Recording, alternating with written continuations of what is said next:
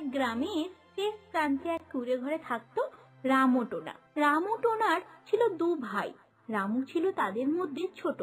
রামুর বড় ভাই ছলে বলে কৌশলে তার সমস্ত সম্পত্তি নিয়ে নেয় আর রামুকে ঘর থেকে বাইরে বার করে দেয়। তাই রামু টোনা কাঁদতে কাঁদতে রাস্তা দিয়ে যাচ্ছিল। এমন সময় সে ভাবে, বড় দাদা আমাকে বোকা পেয়ে আমার সাথে এরকম করতে পারলো। বাবার সম্পত্তি কিছু ভাগই আমাকে দিল না। আমি এবার কি করব? আমি যে বোকা টোনা, আমি কিভাবে বাঁচবো, কি খাবো? আমি যে কিছুই করতে পারি না। এইসব ভাবতে ভাবতে সেই টোনা এক জঙ্গলে চলে যায় আর গাছের তলায় বসে বসে কাঁদতে থাকে। এমন সময় ওখান দিয়ে যাচ্ছিল এক কালো কাক। কালো কাক রামু টোনাকে জিজ্ঞাসা করে, আরে আরে কি হলো ভাইয়া, তুমি এখানে বসে বসে কাঁদছো কেন? টোনা সামনে একজনকে দেখতে পেয়ে তার মনে সব কষ্টের কথা তাকে খুলে বলে। তা শুনে, আচ্ছা চলো ভাইয়া, তুমি আমার সাথে আমার বাড়ি চলো। কালুয়া কাকের কথায় রামু টোনা কাঁদতে কাঁদতে তার সাথে চলল। কালুয়া কাকের একটা কুড়িয়ে পাওয়া সন্তান ছিল, তার নাম ছিল টুনি সুন্দরী। কদিন ধরেই এই কালুয়া কাক একটা ঘর জামাই খুঁজছিল, কারণ সে তার মেয়েকে বিয়ে দেবে, দূর দেশে পাঠাবে না। তাই ভাবলো এই টোনার সাথে যদি টুনির বিয়ে দেয়া যায় তাহলে তার মেয়েও তার কাছে থাকবে, তাদের একটা সুন্দর সংসার হবে। বুড়ো বয়সে কালুয়া কাক তার নাতি পুতিদের সাথে খেলতে পারবে। এইদিকে রামু টোনা ও টুনি একসাথে মাঝে মাঝে বসে বসে গল্প করত। টুনিও টোনাকে ভালো লাগতে শুরু করে দিয়েছিল, কিন্তু কখনো সেই কথাটা কাউকে বলতে পারেনি। হঠাৎই একদিন কালুয়া কাক রামু টোনার সাথে বারান্দায় বসে বসে মুড়ি খেতে খেতে জিজ্ঞাসা করলো, বলছি তুমি না আমার মেয়েকে পছন্দ করবে? আমার মেয়েকে তোমার কেমন লেগেছে বলো তো? আমার মেয়ে ঘরের সমস্ত কাজ পারে, খুব বুদ্ধিমতী মেয়ে। আমি ভাবছি আমার মেয়ের সাথে তোমার বিয়ে দেবো, তাহলে কেমন হয়? তুমি আমাদের সাথেই আমাদের ঘরে থাকবে ঘর জামাই হয়ে। আমি যে বোকা, আমি কিছুই করতে পারি না। আমার সব সম্পত্তি আমার দাদা কেড়ে নিয়েছে। আমি তো কিছু কাজও করি না, রোজগারও করি না। আমি টুনি সুন্দরীকে বিয়ে করলে খাওয়াবো কি? টুনি সুন্দরী খুব সুন্দর রান্না করে, ঘরের কাজও করে কত ভালোবেসে, কিন্তু আমি যে বোকা, আমি তো কিছুই করি না। আমি টুনি সুন্দরীকে বিয়ে করলে টুনি সুন্দরী খাবে কি?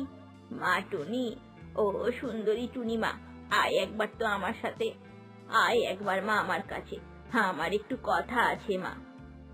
বাবা, ও বাবা, কি বলছো তুমি? তুমি কি ডাকছো আমাকে? বলো বাবা, কেন ডাকছো?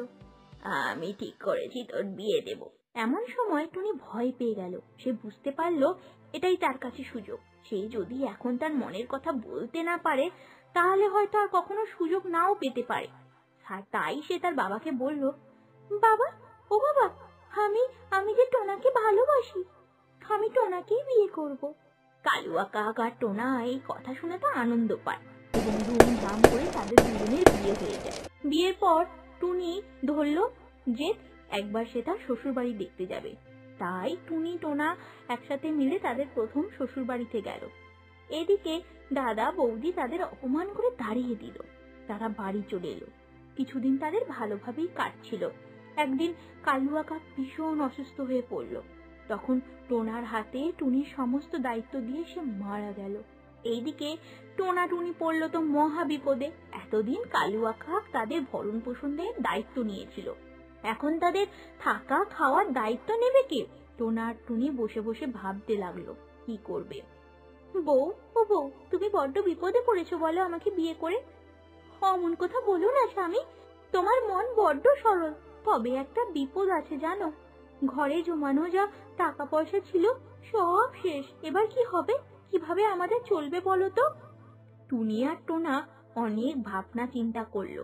কয়েকদিন পর টুনি বলল, ছোটবেলায় আমি মিষ্টি খেতে খুব ভালোবাসতাম, তাই বাবা আমাকে মিষ্টি তৈরি করে খাওয়াতো।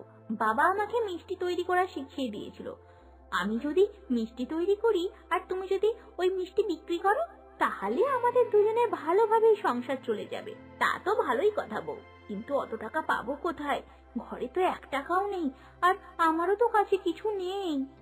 বাবা আমার বিয়েতে যা অলংকার দিয়েছিল সব বিক্রি করে দেবো, আজ আস্তে আস্তে আমাদের যা ইনকাম হবে তা নয় জমিয়ে জমিয়ে আবার অলংকার করব।